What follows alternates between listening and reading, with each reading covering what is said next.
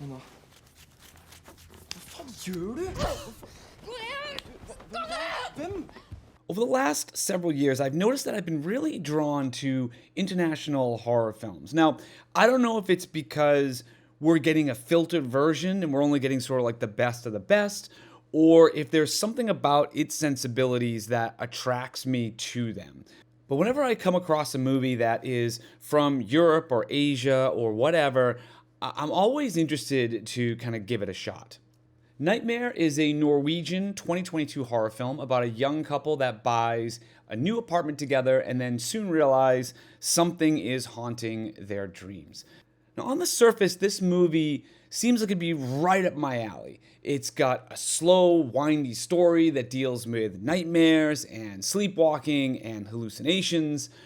But this movie kind of meanders so much and is just so hell bent on one dream sequence jump scare after another that I kind of lost track of the thread of what the hell this thing was supposed to be all about.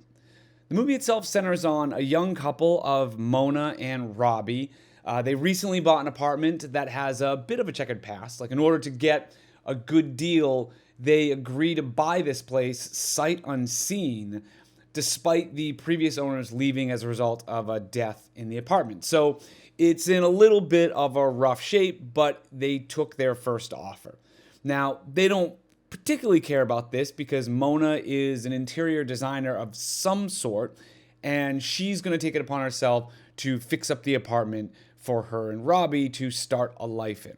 Now, Robbie, on the other hand, is out working doing something. I honestly have no idea what he does. Like, he does something in business. And quite frankly, it seems like he doesn't either. Like, it's such a trope of the husband that is away at work while the wife is responsible for doing all the repairs around the house.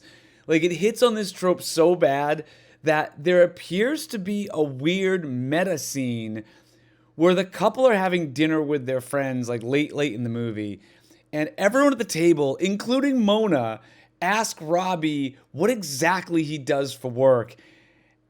And Robbie can't seem to explain it either. Now, I don't know if this was supposed to be like an in-joke or not, but it happened. Anyway, as Mona begins to renovate the apartment and Robbie is off doing whatever the fuck Robbie is doing, she begins to experience a series of hallucinations when she is sleeping.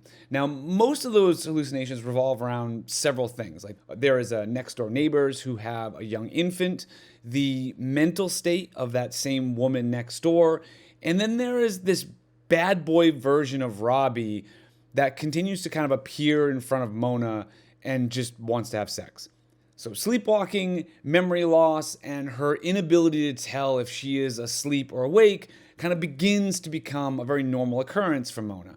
Now, this continues to be a problem for her until at some point she decides to seek out the help of a local sleep doctor to find out what the cause of these visions could be. Now, there's nothing wrong with that setup. Like, where it kind of goes off the rails happens twofold. Now, the first is the big pet peeve of mine, which is the passive protagonist in Mona. Now, Mona experiences a series of things, but none of them push her in one direction or another. They basically just kind of happen to her, and then she gets kind of more and more frazzled, but yet she doesn't really take many actions to resolve it.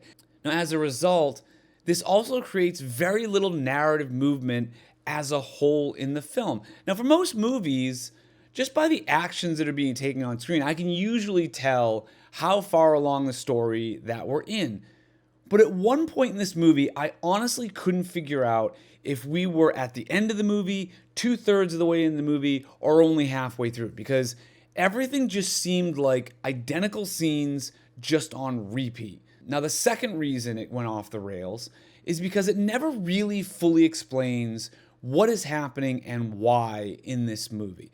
Like, there is some sort of seminar that Mona ends up going to, and there's some talk about these mythical stories, but that's kind of about it. Like, it seems to happen only to women in this one building, and it has something to do with this nightmare creature, but that's kind of about as much explanation as you're really going to get.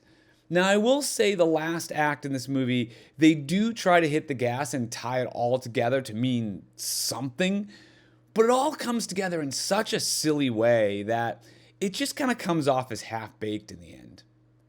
Now, another pet peeve of mine that this movie likes to employ is the everything is a dream trope. Now, I'm talking about like literally everything is a dream, but just a lot of dream sequences in general where it's played as reality, as in like the audience isn't aware that it's a dream, and then there is this sort of gotcha jump scare that it was, oh, all a dream. Now, my central problem with that as a type of device is, for one, well, it only really works once. And two, the more it's done, the more you're sort of diminishing your stakes and your consequences in the film. Like, once you set that precedent in the movie, then every time a weird scene pops up that seems strange, I'm not nearly as invested in the stakes because I know it's a dream. And they always try to do some shocking thing, like in this case, a woman drops her newborn baby on the floor and then punches Mona in the stomach. But there's just no stakes there because I knew 100% that this was a dream and I was just waiting for her to wake up. Like, that's not compelling storytelling. Anyway, at the end of the day, this isn't a bad movie. The performances are all solid and the look and feel of the film are good enough to carry it along. But it plays so fast and loose with the story and the narrative drive that it seems to snap from not much happening to everything happening at the end, and the result is just a lot of questions. I'd give this movie a C-, but let me know what you think.